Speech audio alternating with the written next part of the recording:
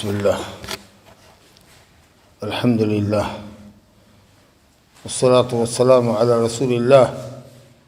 وعلی آلہ وصحبہ ومن اہتدى بہداہ اما بعد فعن عائشة رضی اللہ تعالی عنہا قالت قال رسول اللہ صلی اللہ علیہ وسلم الخراج بالضمان رواہ الخمسہ وضعفه البخاری وابو داود وصححه الترمذی وابن خزیمہ وابن الجارود وابن حبان والحاکم وابن القطان۔ عائشہ رضی اللہ عنہ سے روایت ہے، فرماتی ہے کہ رسول اللہ صلی اللہ علیہ وسلم نے فرمایا الخراج بالضمان، خراج کے معنی ہوتا ہے فائدہ، منفعت۔ کسی بھی سامان سے جس کو آپ نے خریدا ہے، چاہے وہ غلام ہو یا لونڈی ہو یا حیوان ہو یا کوئی اور بھی شے ہو، اس سے فائدہ آپ کو حاصل کرنے کا حق تبھی ہے جب کہ آپ اس کا تاوان ادا کرنے کے پوزیشن میں ہوں، تاوان ادا کرنے کی پوزیشن میں ہوں کہ اگر وہ سامان ضائع ہو گیا تو آپ کا ہوگا۔ جب اس پوزیشن میں آپ اس سامان کو اپنی ملکیت میں لے آتے ہیں تب اس سامان سے فائدہ اٹھانے کا آپ کو حق حاصل ہوتا ہے۔ اب مثال سے سمجھیے، آپ نے مثال کے طور پر ایک غلام خریدا 1000 روپے میں، مثال کے طور پر، یہ سمجھ کر کے کہ غلام اچھا بھلا ہے، کمپیوٹر سیکھتا ہے، سیکھا ہوا ہے، کمائی کرتا ہے اچھا۔ بائیں کو بھی نہیں معلوم تھا کہ یہ چور چنڈال ہے، اس کو بھی نہیں معلوم تھا۔ جب آپ کے ہاں آیا، آپ 1000 روپیہ دے کر کے اس غلام کو لے کر کے آ گئے، آنے کے بعد وہ 100 روپیہ یومیہ کما کر کے آپ کو دینے لگا۔ 1 ہفتے کے بعد آپ کو پتہ چلا کہ یہ انتہائی چور آدمی ہے، تو آپ گئے بائیں کے پاس کہ یہ غلام جو میں نے تم سے لیا ہے یہ تو چور نکلا۔ تو کہا اللہ ہم کو تو نہیں پتہ تھا۔ تو ٹھیک ہے، تو کیا چاہتے ہیں؟ تو چاہتے یہ ہیں کہ صاحب اپنا غلام واپس لو، ہمارا پیسہ دو، ہم اس چور غلام کو نہیں رکھیں گے۔ تو اس کو واپس کرنا پڑے گا، غلام وہ لے لے گا بائیں جس نے بیچا ہے، جس کا غلام ہے، اور پیسہ آپ کو واپس کرے گا۔ اب یہ 7 دن میں جو 700 روپیہ کما کر کے جس غلام نے دیا ہے وہ پیسہ کس کا ہوگا؟ مشتری کا ہوگا، جس نے خریدا۔ کیونکہ اگر اس بیچ میں وہ غلام مر جاتا، ہلاک ہو جاتا، تو کس کا مال جاتا؟ بیچنے والے کا یا خریدنے والے کا؟ خریدنے والے کا جاتا۔ تو جب تاوان ہم سہنے کی پوزیشن میں آ گئے، اس کا کھانا خرچہ بھی ہمارے ہی ذمے ہے، اس بیچ میں اگر وہ بیمار پڑا ہے تو اس کا علاج بھی ہم ہی نے کرایا، اگر ہلاک ہو جاتا تو ہمارا مال ہلاک ہوتا۔ تو ظاہر ہے کہ اس بیچ میں جو کمائی اس نے کیا ہے، وہ غلہ، وہ منفعت ہمارے لیے نہیں ہوگی تو کس کے لیے ہوگی؟ آپ سمجھا؟ تو نبی صاحب نے فرمایا کہ منافع، فائدہ لینے کا حق تبھی ہوگا جب آپ اس کی ضمانت آپ کے ذمہ ہو، تاوان آپ کے ذمہ ہو، نقصان کی بھرپائی آپ کے ذمہ ہو۔ اب ایک دوسری مثال سے سمجھیں، ہم نے ایک شخص سے زمین خریدی، 1 ایکڑ زمین ہم نے خریدی، مثال کے طور پر 10 لاکھ روپے میں۔ 1 سال اس میں سے ہم نے غلہ اپجایا، پیداوار کی، 2 فصل کاٹی، گیہوں بھی دھان بھی۔ 1 سال کے بعد یہ معلوم ہوا کہ زمین جس نے بیچی ہے تو دوسرے کی شے تھی۔ اس نے کورٹ میں کیس کر دیا، اور کیس سے فیصلہ یہ ہوا ہے کہ صاحب جس نے بیچا ہے وہ انلیگل بیچا ہے، اور سامان والے کو پلٹاوے گا وہ، سمجھا؟ تو ہم نے کہا کہ ٹھیک ہے،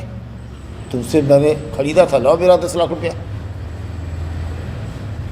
تو وہ جس نے زمین ہم سے بیچی ہے اس کو 10 لاکھ روپیہ ہم کو دینا پڑے گا۔ اب وہ جو کہے گا کہ آپ 2 فصل جو آپ نے کاٹی،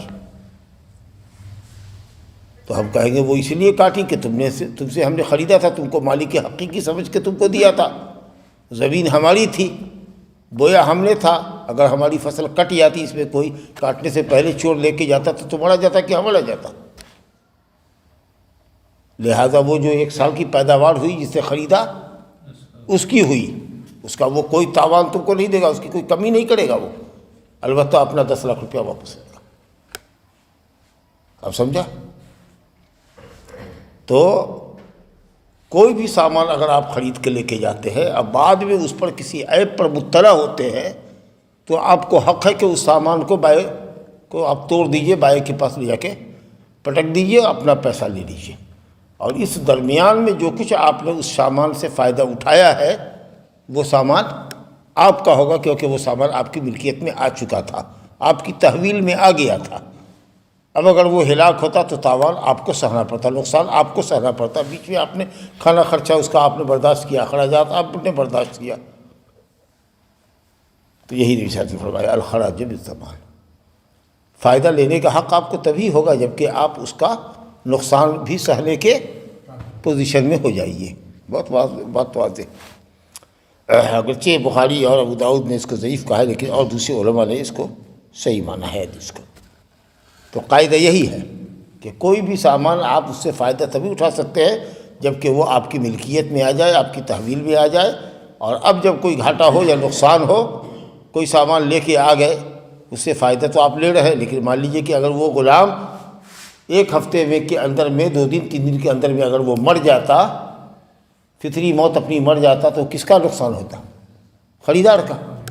تو جب خریدار کا نقصان ہوتا تو اس بیچ میں اگر اس غلام سے فائدہ کچھ ہوا تو اسی کو ملنا چاہیے.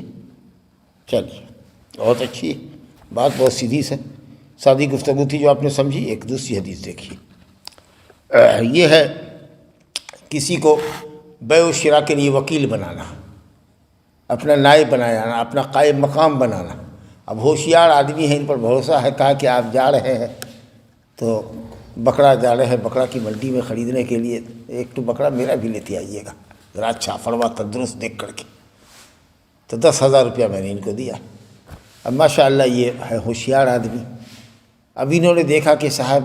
10,000 میں تو ان کو 2 بکرا مل گیا، اچھا تلوبند ہمارے بھاگ سے، سمجھا کہ نہیں، ہماری قسمت سے. اب انہوں نے ہوشیاری یہ کیا کہ 1 بکرے کو 10,000 میں بیچ دیا، اور 1 بکرا لا کے بھی دے دیا اور 10,000 روپیہ بھی لا کے دے دیا.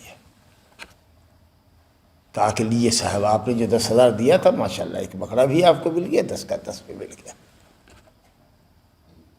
تو انہوں نے ایک طرح سے احسان کیا ہم پر، تو دعا کے مستحق ہیں.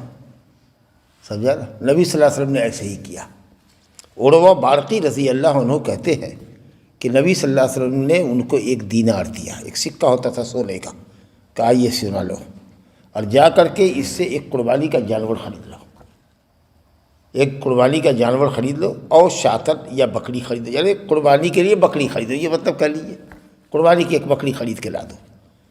آدمی ہوشیار تھا، خرید و فروخت میں ماہر تھا. یا ہو سکتا ہے کہ کوئی بیچنے والا ایسا مل گیا ہو جس کے پاس جوڑا رہا ہو خصی کا،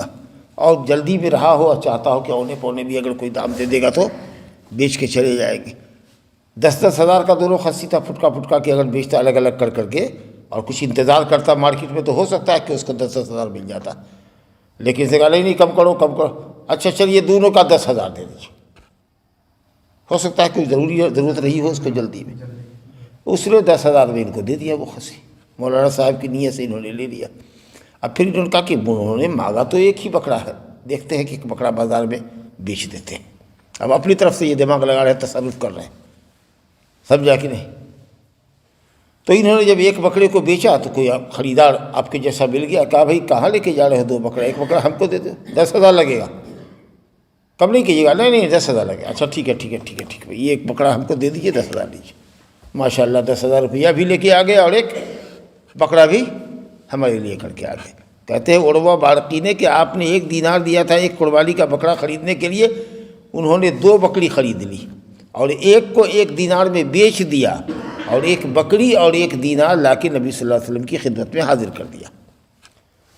فدعا له بالبرکۃ فی بیعہ، نبی صلی اللہ علیہ وسلم نے کہا کہ جاؤ تمہاری تجارت میں اللہ برکت دے. یہ دعا اللہ تعالیٰ نے قبول فرمائی. اب یہ آدمی اتنا ماشاء اللہ اچھا تاجر بن گیا اور اس کی تجارت میں اللہ نے ایسی برکت دی. کہ حدیث ہے کہ فقال لو اشترى ترابا لربح فيه، اگر مٹی بھی خریدتا تو اس میں اس کو منافع ہوتا ہے، یعنی اگر ایسی چیز بھی خریدتا جس کی کوئی قیمت نہ ہو اس میں بھی اللہ تعالیٰ اس کو بھرپور اجرت دے دیتا، کمائی دے دیتا۔ ایسا اگر کوئی تاجر ہو ایماندار اور اس کی تجارت میں خوب برکت ہو تو بہت سارے لوگ چاہتے ہیں کہ ہمارا پیسہ بھی اب اپنی تجارت میں شامل کر لیجیے۔ تو یہ جو نبی صلی اللہ علیہ وسلم نے دعا دی یہ اس احسان کے بدلے میں، تو اگر کوئی آدمی آپ پر احسان کرتا ہے تو اس کو دعا دیجیے دل سے، سمجھا کہ نہیں؟ تو اس سے معلوم یہ ہوا کہ خرید و فروخت میں آدمی کسی پر اعتماد کر سکتا ہے، جو اعتماد کے قابل آدمی ہو۔ آج تو بہت کم لوگ اس طرح کے ہوتے ہیں، سمجھا کہ نہیں؟ اب تو سب جگہ ہر معاملے میں دلالیاں چلتی ہے، سمجھا کہ نہیں؟ بلکہ اگر خریدے گا 10,000 میں تو کہے گا 11,000 میں بک رہا تھا، سوچا کہ فرما جانور ہے 1,000 روپیہ لگائیے کہ کاہے نہ لے لیں، حالانکہ اگر 9,000 میں تو جھوٹ بول دے گا 1,000 2,000 کے لیے۔ لوگوں کا ایمان تو اب اس طرح بکتا ہے، سمجھا کہ نہیں؟ لوگ فوری فائدہ کو دیکھتے ہیں اور یہ نہیں دیکھتے کہ اگر کسی کے ساتھ احسان کریں گے اور 10 کا سامان اگر 8ویں لے جا کر کے ہم اس کو دے دیں گے اور ایک دم مطلوبہ سامان اس کو مل گیا اور تھوڑا اس کو فائدے میں پیسہ واپس کر دیں گے، کتنا بیچارہ خوش ہوگا، دل سے دعائیں دے گا۔ تو بہرحال تو یہ چیز ہوئی کہ آپ کسی کو وکیل بنا سکتے ہیں، اپنا نمائندہ بنا سکتے ہیں کسی چیز کو خریدنے میں، بیچنے میں۔ کوئی سامان دیا، کہا کہ لے جائیے اس کو، کم سے کم 10,000 روپے میں اس کو بیچ کے لائیے گا، اس سے کم میں ہم کو گھاٹا ہے۔ اتفاق سے الحمدللہ آپ نے میرے اس سامان کو 12,000 میں بیچ دیا، 12,000 لے کے دیا۔ تو بیچنے کے لیے بھی اور خریدنے کے لیے بھی کسی پر آدمی بھروسہ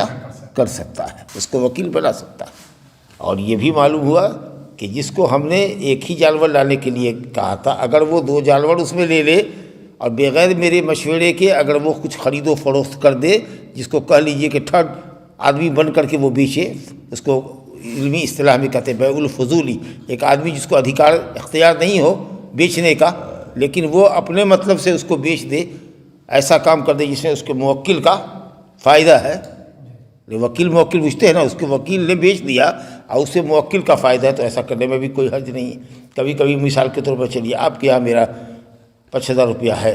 قرض کے طور پر، آپ گئے مثال کے طور پر کلکتہ، اور سوچا کہ شیخ کو یہ چیز بہت پسند ہے، اگر یہ لے جائیں گے تو پسند کریں گے، تو اپنی مرضی سے خوب اسٹینڈرڈ کوالٹی کی آپ 2 لنگی میں لے لیے رہتی ہوئے آئے جیسی آپ پہنتے ہیں۔ ہم نے نہیں کہا آپ کو، لیکن آپ نے میرے لیے یہ سودا کر لیا وہاں پر، اور آپ لے آئے کہ صاحب یہ مولانا یہ لیجئے 2,200 روپے کی آپ کے لیے لنگی ہم لیتے ہوئے آئے، آپ تو ہے شوقین لنگی کے اچھے۔ تو ہم نے کہا ماشاءاللہ اچھا کیا آپ نے، چلیے بھائی ٹھیک ہے۔ اس کے بعد جو باقی پیسہ تھا آپ نے دے دیا۔ تو آدمی کو چاہیے کہ اگر کوئی یہ حسن ظن رکھ کر کے آپ کے لیے کوئی چیز خرید کر کے لا رہا ہے بغیر آپ سے پوچھے ہوئے تو اس کو قبول کر لیجیے، لیکن آپ کو یہ بھی حق ہے کہ آپ کہیے گا کہ اس کی ہم کو ضرورت نہیں تھی اس لیے ہم نہیں لیں گے، وہ آپ سے ہی ہے، آپ ذمہ دار ہیں اس کے، آپ نے تو ہم سے نہیں پوچھا، نہ سمجھ آیا۔ تو اگر فضولی ایک 3rd آدمی جس کو ہم نے بیچنے خریدنے کا حق نہیں دیا لیکن اس نے اپنے دماغ سے آپ کے فائدے کی کوئی چیز خریدی، تو آدمی کو چاہیے کہ اس کے اعتماد کو دھکا نہ لگائے، معاملہ کر لیجئے، لے لیجئے، لیکن اگر آپ لوٹائیے گا تو اس کو لوٹانا پڑے گا، اس کو رکھنا پڑے گا۔ چلیے، تو یہ بھی جائز ہے کہ فضولی کی بیع اگر جس کے لیے اس نے بیع کیا ہے ہمارے لیے کیا ہے، اگر ہم راضی ہوتے ہیں تو وہ بیع ہماری نافذ ہوگی اور ہم اس کو لے لیں گے، نہیں تو واپس کر دیں گے۔ جیسے کہ نبی صلی اللہ علیہ وسلم کے لیے 2 بکرا خریدا، ایک خریدنے کا تھا، یہ بھی تو کر سکتے تھے کہ آدھا دینار میں ایک بکرا لیتے اور آدھا واپس لے آتے کہ لیجیے صاحب آدھے دینار میں لیا اور آدھا دینار پیسہ آپ کا واپس آیا، لیکن انہوں نے 1 دینار میں 2 کیا اور 1 دینار میں ایک جانور کو بیچ کر کے پورا ایک سالم جانور ایک پورا سالم 1 دینار لا کر کے رکھ دیا۔ یہ جو تصرف انہوں نے کیا کہ 2 خریدا اور 2 کے بعد آپ کہہ سکتے ہیں کہ ہو سکتا ہے کہ مریل جانور خریدا ہوگا 2 اس لیے 2 مل گیا ہوگا، ہرگز نہیں، ایسا صحابی کیوں کریں گے، مریل کیوں خریدیں گے؟ جب 1 دینار کا فرما جانور مل رہا ہے تو ہم آدھے دینار کا مریل کیوں خریدیں گے؟ نبی صلی اللہ علیہ وسلم نے تو 1 دینار دیا تھا۔ تو آپ یہ گمان رکھیے کہ جانور دونوں ہی اچھا تھا، تندرست تھا، قربانی کے لائق جیسا ہے ویسا موٹا تازہ جانور رہا ہوگا۔ تو اب اس نے 1 جانور بیچ دیا، پھر پیسہ لے آیا، یہ جو تصرف اس نے کیا بغیر نبی صلی اللہ علیہ وسلم کی اجازت کیا اور اس تصرف کو آپ نے جائز قرار دیا، تو اس سے معلوم ہوا کہ اگر کوئی آدمی آپ کے پوچھے بغیر آپ کے لیے کوئی چیز بیچ دے یا خرید دے یا کہہ دے کہ عبدالودود آپ کے لیے فلاں جگہ زمین مل رہی تھی، اب دیکھا کہ بہت مناسب زمین ہے اور آپ ہی کے حصے کی ہے اور آپ ہی کے مناسب حال ہے، قیمت بھی ہم کو ٹھیک لگی تو ہم نے 1,000 روپیہ اس کو دھرا دیا ہے آپ کی طرف سے، سمجھا کہ اچھا کیا، بڑا اچھا کیا، دام تو ٹھیک ہے، اچھی زمین ہے، اپجاؤ زمین ہے، چلیے ہم نے خرید لیا، آپ نے میرے لیے معاملہ کر دیا ہے تو ٹھیک ہے، ہم پیسہ مہیا کر دیتے ہیں، نہ سمجھا؟ تو اگر ایسا کوئی کر دے تو اس کو جائز کر لیجئے، تو ٹھیک ہے، نہیں کیجیے گا تو پھر اس کو سہنا پڑے گا، وہ جانے گا۔ چلیے تیسری حدیث دیکھیے صاحب۔ وعن ابی سعید الخدری رضی اللہ تعالی عنہ ان النبی صلی اللہ علیہ وسلم نہى عن شراء ما في بطون الانعام حتى تضع وعن بيع ما في ضروعها وعن شراء العبد وهو آبق وعن شراء المغانم حتى تقسم وعن شراء الصدقات حتى تقبض وعن ضربة الغائص، رواه ابن ماجہ والبزار والدارقطنی بإسناد ضعیف۔ حدیث کی سند ضعیف ہے لیکن معنی سب بالکل صحیح ہے کہ اسلام میں دھوکہ اور فریب نہیں۔ کوئی ایسی تجارت یا کسی معاملے میں دوسرے کو دھوکہ مت دیجیے کہ اگر وہ مطلع ہو حقیقت حال پر تو اس کے دل کو تکلیف ہو جائے۔ مسلمان کا بھائی ہے، اس کا ہمدرد ہے، کبھی بھی نقصان پہنچانے کے ارادے سے کوئی کام چٹ مت کیجیے کسی کو، ایسا اسلام میں جائز نہیں ہے۔ ابو سعید خدری رضی اللہ عنہ کہتے ہیں کہ نبی صلی اللہ علیہ وسلم نے چوپایوں کے پیٹ میں جو کچھ ہے اس کو خریدنے سے منع فرمایا جب تک کہ وہ جانور بچہ جن دے۔ اب حاملہ جانور کو خرید لیجیے، گائے اگر حاملہ ہے تو حاملہ گائے خرید لیجیے، آپ کی قسمت سے گائے پیدا ہو کہ بچھڑا پیدا ہو، ایک پیدا ہو کہ دو ہو، آپ کی قسمت، لیکن اس بچے گائے حاملہ گائے کے پیٹ میں جو کچھ ہے وہ آپ نے خرید لیا کہ اس کے پیٹ میں جو آئے گا وہ ہم نے 1000 روپے کے بدلے میں خریدا، سمجھا کہ نہیں؟ ہو سکتا ہے کہ صاحب ایک نہ ہو، دو ہو، تو ہو سکتا ہے کہ صاحب آپ تو فائدے میں رہے، دو مل گیا آپ کو، اور وہ بیچارہ گائے والا دھوکے میں رہ گیا، نقصان ہوا اس کو، اب تکلیف ہو رہی ہے۔ اسی طریقے سے ہو سکتا ہے کہ آپ مؤنث کی چاہت رکھتے ہو، مذکر ہو گیا، تب آپ افسوس کر رہے ہیں کہ وہ غلطی سے ہم نے خرید لیا، ہم کو ایسا نہیں، ہم کو تو باچھی چاہیے تھی، یہ تو بچھڑا نکلا، بیل نکلا جی۔ آپ سوچتے تھے کہ صاحب ایک ہے، نکلا دو، ہو سکتا ہے کہ آپ سوچا کہ زندہ نکلے گا، مڑا ہوا نکلا بچہ، تو آپ کا تو گھاٹا ہو گیا اور گائے والے کا فائدہ ہو گیا، تو ایک کا نقصان ہے اور ایک کا گھاٹا ہے۔ جوا والی بات ہو گئی، جو جیتا اس کے لیے غنیمت ہو گیا، جو ہارا اس کے لیے نقصان کا باعث ہو گیا۔ نبی صلی اللہ علیہ وسلم کہا کہ ایسا دھوکہ والا کوئی دھندا مت کرو، بچہ جلنے دو جانور کو، اس کے بعد اس کی قیمت لگانا، مالک سے پوچھنا کیا لے گا، اس کے حساب سے تم خریدنا، بات بالکل ٹھیک۔ وعن بیع ما فی ضروعها، اور اسی طریقے سے دودھار جانور کے تھن میں جو ہے دودھ، اس کو آپ نے تھن میں ہی خرید لیا، کہا کہ چلو 200 روپیہ میں ہنڈا اس کا تھن گاڑو، جتنا دودھ نکلے گا 200 روپیہ دیں گے۔ ہو سکتا ہے کہ پھولا ہوا ہو سکتا ہے کہ اندر میں الوار جس کو کہتے ہیں دیہات میں، اس میں گوشت زیادہ ہو، تو جس جانور کے دودھار میں، جس کے تھن میں گوشت زیادہ ہوتا ہے دودھ اس میں کم ہوتا ہے، اور جس کے تھن میں گوشت کم ہوتا ہے اس میں دودھ زیادہ ہوتا ہے۔ دیکھنے میں تو آ رہا ہے کہ یہ الوار ہے لیکن دودھ 3 کلو آ رہا ہے، کیونکہ گوشت سے بھرا ہوا ہے، وہ بھاری لگ رہا ہے، گوشت سے، چربی ہے اس میں زیادہ، دودھ کم پڑ رہا ہے، تو آپ کا نقصان ہو جائے گا۔ اس لیے دودھ دودھ لیجیے نا، اس کے بعد بیچیے، کیا فرق پڑتا ہے؟ کیوں آپ ایسی چیز ایسا کر رہے تھے، دھوکے کا سودا کر رہے، سمجھ رہے تھے کہ 200 روپے میں 5 لیٹر ہو جائے گا، اور ہو گیا 1 لیٹر میں وہ دیرا ختم ہو گیا۔ پھر یہ بھی ہو سکتا ہے کہ آپ نے معاملہ کیا کہ دو ہو اور جانور اب دھونے نہیں دے رہا ہے،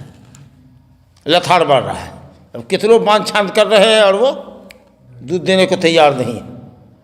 کیسا معاملہ ہوگا؟ ہے نا دھوکے کا معاملہ۔ آپ سوچ رہے ہیں کہ دودھ دہنے دے گی بھینس، لیکن دودھ لگی نہیں بھینس۔ یہ سب کیوں کرتے ہیں؟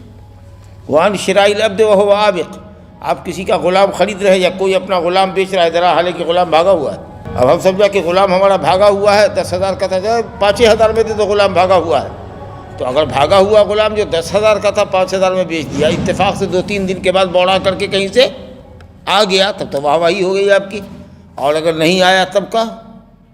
تو آپ کا لاس ہوا۔ کاہے کے لیے؟ غلام کو آ جانے دیجیے۔ لیکن اگر ہیبا کر دیں کہ ارے بھائی یہ غلام ہمارا بھاگا ہوا ہے، 2-3 دن سے اس کی تلاش جاری ہے لیکن مل نہیں رہا ہے، جاؤ میں نے تم کو ہدیہ کر دیا، ہیبا کر دیا، بغیر پیسے کے تم کو دے دیا، تو یہ جائز ہونا چاہیے کہ نہیں؟ ہے اس میں کوئی حرج تو نہیں ہے؟ اگر آ گیا تو الحمدللہ مل جائے گا آپ کو، نہیں آیا تو آپ کا کیا گھاٹا ہے؟ کوئی پیسہ ہم کو تھوڑے دیا ہے۔ لیکن اگر خریداری کر رہے ہیں آپ اور نہیں ملا غلام، بھاگا ہوا واپس نہیں آیا، تو آپ کا تو نقصان ہو جائے گا۔ تو کہا کہ غلام کو خریدو مت درا حالے کہ وہ بھاگا ہوا ہو۔ وعن شراء المغانم حتیٰ تقسم، اسی طریقے سے غنیمت کا مال جو جنگوں میں حاصل ہوتا تھا کفار مشرکین سے لڑائی ہوتی تھی، اس میں جو غنیمت کا مال ملتا تھا اس کو ہم نے بیچ دیا کہ جا رہے ہیں، اور جو ہم کو غنیمت ملے گی وہ 5 لاکھ روپیہ میں آپ کے ہاتھ بیچا۔ ہو سکتا ہے کہ غنیمت نہ ملے، ہو سکتا ہے کہ غنیمت ملے تو اتنے دام کی نہ ہو سکتا ہے کہ زیادہ دام کی ہو، بہت سی چیزیں ہیں۔ اسی طریقے سے کوئی فقیر مسکین یہ کہے کہ اس مرتبہ جو زکوٰۃ گاؤں میں بٹے گی یا فطرہ کی جو رقم بٹے گی، غلہ ہم کو ملے گا، گیہوں من کا من ملتا ہے، ہم کو بوڑے کا بوڑا ملتا ہے، پورا گاؤں والا غلہ جمع کرتا ہے، ماشاءاللہ 10 سے آدمی لینے والا ہے، 10 بوڑا سے کم نہیں گیہوں ملتا ہے، جتنا بھی ملے گا چلو 5,000 روپے کے عوض ہم نے بیچ دیا تم کو۔ ہو سکتا ہے کہ 10 سے آدمی نے اس مرتبہ دیا تم کو، ہو سکتا ہے کہ 10 بوڑا ملا، 10 تھیلا ملا، اب 5,000 میں تم نے اس کو ہنڈا بیچ دیا ہے، ابھی وہ تمہارے پاس آیا نہیں ہے صدقہ، تو کہا کہ خبردار صدقے کی تقسیم یا صدقے کو خریدو کسی فقیر سے جبکہ اس کے ہاتھ میں ابھی صدقہ آیا نہیں، وہ اس کا مالک نہیں بنا۔ جس چیز کے مالک نہیں ہو کیوں بیچ رہے ہو؟ وہ انذربت الغائص، اسی طریقے سے کوئی کہے جو ڈبکی لگاتا ہے ندی میں، تالاب میں، سمندر میں، کہا کہ ایک مرتبہ میں غوطہ لگاتا ہوں اور سیپ موتی کو تلاشتا ہوں، غوطہ خور ہے، اب جتنا موتی آوے، ہیرا آوے، جو بھی آوے، قیمتی سے قیمتی آوے، 500 روپیہ پر غوطہ لے گئے۔ ایک غوطہ لگایا اس نے، معلوم یہ ہوا کہ صاحب لاکھوں کا آپ کو ہیرا جواہر پتھر مل گیا، اور ہو سکتا ہے کہ ایک ڈبکی لگایا 10 منٹ کے بعد جب اوپر ہوا تو کچھ نہیں ہے اس کے ہاتھ میں، سمجھ گئے نا؟ تو یہ ساری چیزیں دھوکے کی۔ کوئی بھی معاملہ جس میں دھوکہ ہو، اور فریقین میں سے کوئی بھی جب حقیقت حال پر مطلع ہو، نتیجے پر مطلع ہو، تو ایک کو افسوس ہو اور ایک کو خوشی ہو جیتنے کی، یا ایک کو ہارنے کا غم ہو، یہ اسلام جائز قرار نہیں دیتا۔ وہ آگے کی بات ہے۔ وعن ابی مسعود رضی اللہ عنہ، وعن ابی مسعود رضی اللہ تعالی عنہ قال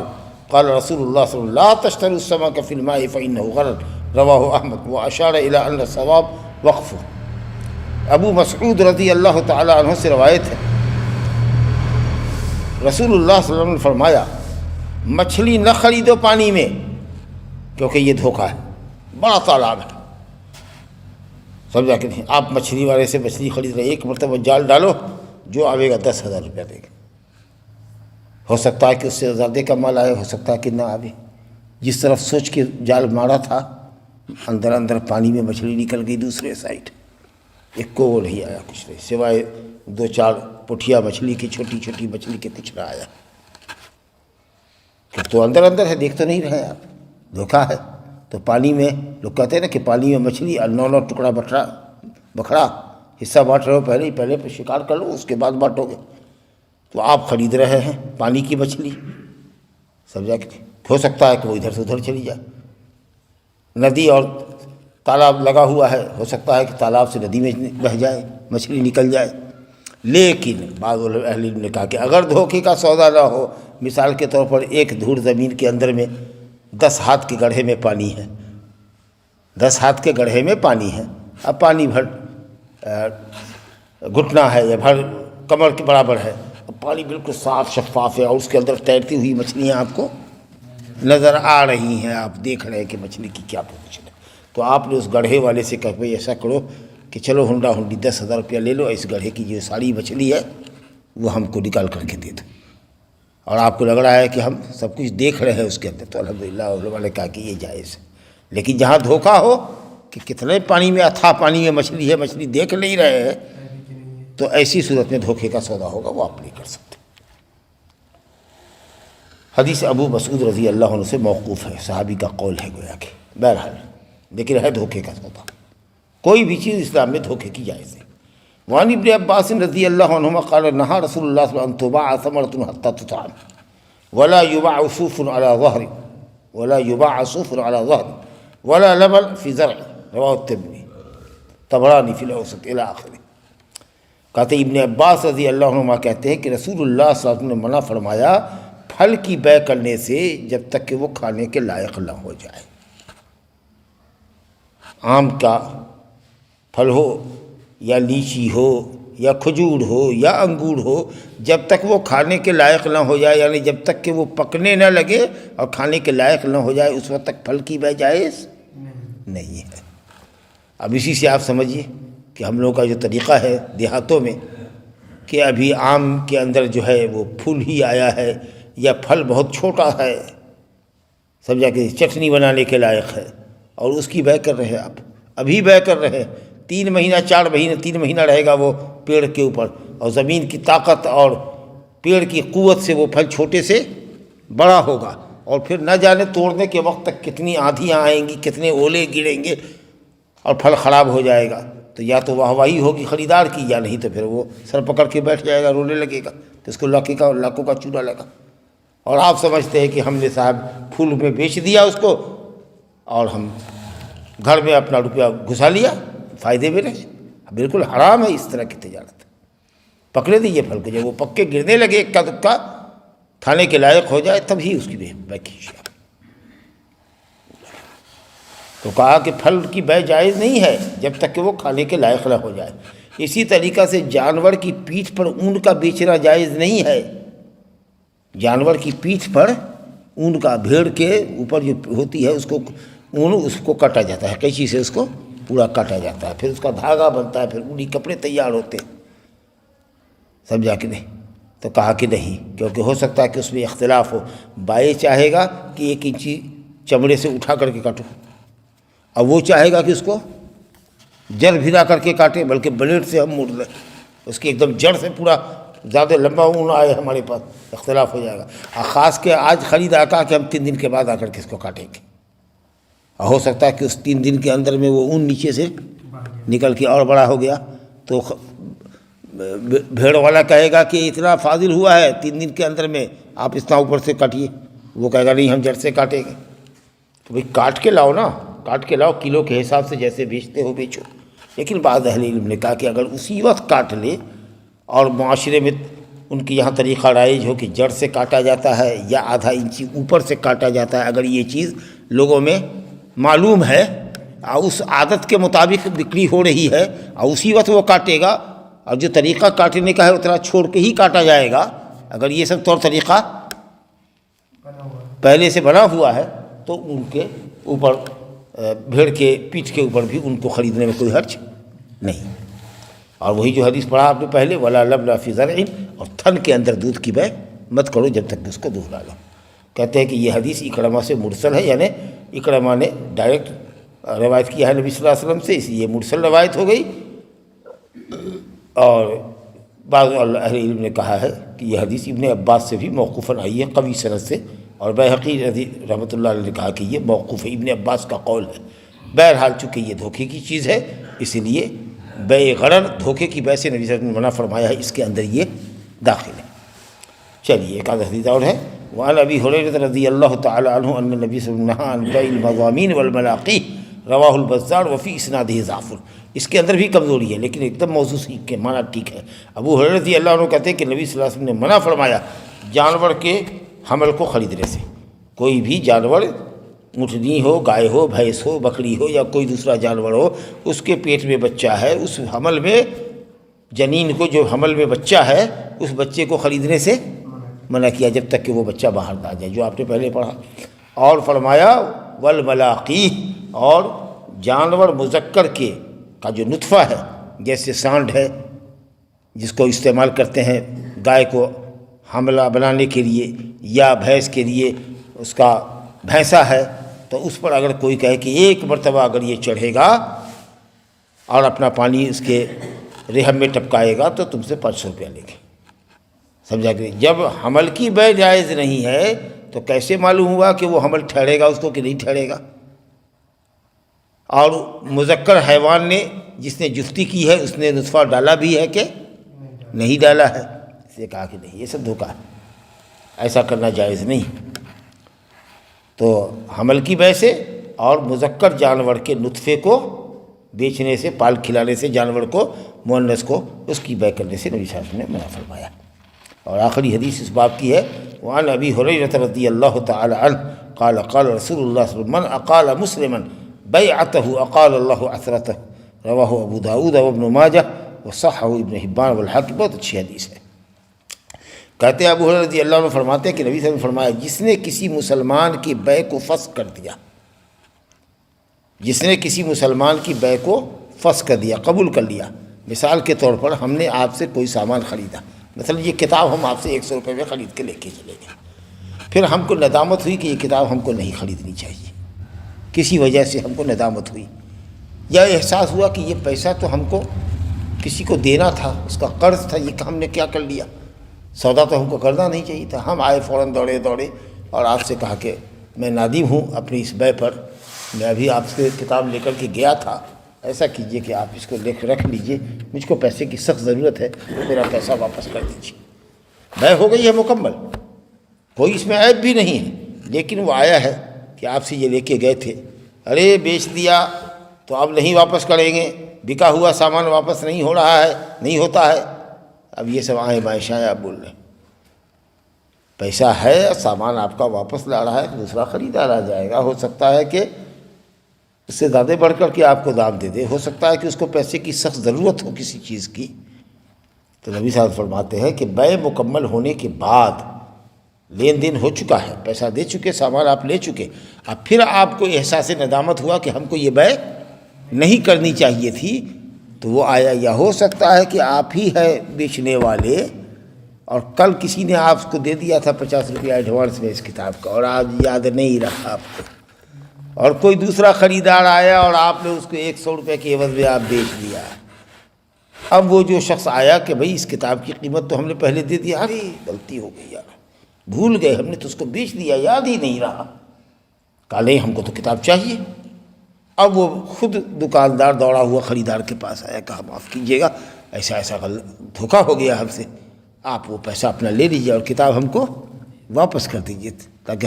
ہمارا وعدہ پورا ہو سکے، غلطی ہو گئی، معاف کیجیے۔ تو آپ معاف کر دیجیے، اس کو بے کو توڑ دیجیے، کتاب واپس کر دیجیے، اپنا پیسہ لے لیجیے۔ اگر آپ اس طرح کا معاملہ کر دیتے ہیں، کوئی معاملہ آپ سے زمین پر ہی ہوا، مان لیجیے کہ آپ کو 1 لاکھ روپیہ ایڈوانس دے چکے ہیں اور اس کے بعد آئے کہا کہ نہیں ہم کو روپیہ پڑ نہیں رہا ہے، سمجھا کہ نہیں، اور ہم بہت مجبور ہیں، پریشان ہو رہے ہیں، ایسا کیجیے کہ ہمارا پیسہ آپ واپس کر دیجیے، واپس کر دیجیے۔ تو کہا کہ جس نے کسی مسلمان کے بے کو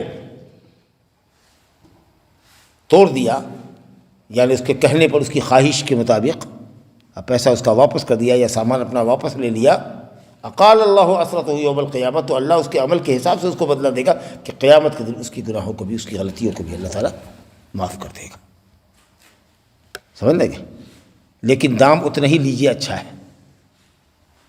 اب آپ کے یہاں آیا کہ لے لیجیے کتاب، ہم کو پیسہ دے دیجیے، تو آپ اس کا فائدہ اٹھا رہے ہیں، کہا کہ نہیں 80 روپیہ دیں گے، واپس تو لے لیں گے لیکن 80 روپیہ دیں گے۔ تو بعض علماء نے کہا کہ جائز ہے، ہو سکتا ہے کہ اب اس کا گراہک ملا تھا، آیا تھا آپ کے جانے کے بعد ایک آدمی، لیکن اب وہ کب آوے گا نہ آوے گا، کتاب ایسے ہی پڑی رہے گی، ہم نے تو سوچا کہ بک گئی، لیکن یہ ہے کہ اب اس کو تو بہت دن ہم کو رکھنا پڑے گا، سمجھا کہ نہیں، اس لیے تو 10 روپیہ تو آپ کا کاٹیں گے۔ تو بعض اہل علم نے کہا کہ ایسا کرنا بھی اس کے لیے جائز ہے، ہو سکتا ہے کہ مارکیٹ میں دام گر گیا ہو، اب ہم اس کو بیچیں گے بھی تو یہ 80 روپے میں ہی بکے گا، 100 میں نہیں بکے گا، میرا گھاٹا لگ رہا ہے، تو 20 روپیہ کم کر کے ہم واپس لیں گے۔ تو بعض اہل علم نے کہا کہ یہ بھی جائز ہے، لیکن بہتر یہ ہے کہ جتنی قیمت میں خریدا گیا ہے اتنی ہی قیمت لے کر کے اس کا سامان اس کو واپس کر دیجیے، یا سامان اپنا لے لیجیے، اس کا پیسہ واپس کر دیجیے اس کو۔ اگر آپ کسی پر یہ احسان کرتے ہیں، انشاءاللہ اس کا بدلہ یہ ملے گا کہ اللہ تعالیٰ آپ کی لغزشوں کو قیامت کے دن معاف کرے گا۔ اب تو دکاندار ہے نا، کوئی سوٹ لے کے چلا گیا، کوئی لہنگا لے کے چلا گیا، اب پھر آیا واپس کر کے کہ نہیں ہم کو نہیں خریدنا ہے، سمجھا کہ نہیں، پیسہ ہمارا واپس کر دیجیے، سامان لے لیجیے، ہم کو پیسے کی ضرورت ہے، یا اس کو یہ لگ رہا ہے کہ وہ آپ نے بہت زیادہ پیسہ چارج کر لیا ہے، تو ٹھیک ہے، نہیں ہے قبول، لے گیا ہے، جو کا تو ایسے ہی پیکنگ لا کے آپ کو دے رہا ہے، تو کیا لگتا ہے ٹھیک ہے، اس کا پیسہ واپس کر دیجیے، اللہ تعالیٰ آپ کو آپ کے کاروبار میں برکت دے گا۔ ہو سکتا ہے کہ اس سے زیادہ مہنگے میں کوئی خریدار آ جائے آپ کے سامنے، تو اللہ پہ بھروسہ رکھیے۔ تو اگر کوئی اچھا، مسلمان کا مطلب یہ نہیں ہے کہ اگر کوئی ذمی آوے، کوئی کافر آوے تو اس کے ساتھ معاملہ ایسا نہیں کرے، گڈ ول بنا کے اپنا رکھیے۔ لیکن ہاں، اگر تھان میں سے کپڑا کاٹ کر کے دیا ہے، اب وہ کٹا ہوا تھان تم نے 1 میٹر لیا، اب وہ کل لے گا کہ نہیں لے گا، وہ ہو سکتا ہے کہ ٹکڑے کے دام میں ہم کو بیچنا پڑے، نہیں بھائی یہ نہیں کریں گے۔ لیکن اگر پورا ایک سوٹ ہے، پوری ایک ساڑی ہے، پورا ایک سیٹ ہے، اگر وہ جو کا تو واپس کر رہا ہے اور ہمارا سامان بک جائے گا اور وہ آپ سے معذرت خواہ ہو رہا ہے، اپنا پیسہ مانگ رہا ہے، تو آپ کو یہ کام کر دینا چاہیے، اللہ تعالیٰ اس کا آپ کو اچھا بدل دے گا۔ ھذا وباللہ التوفیق، صلی اللہ علیہ نبینا محمد وآلہ وسلم۔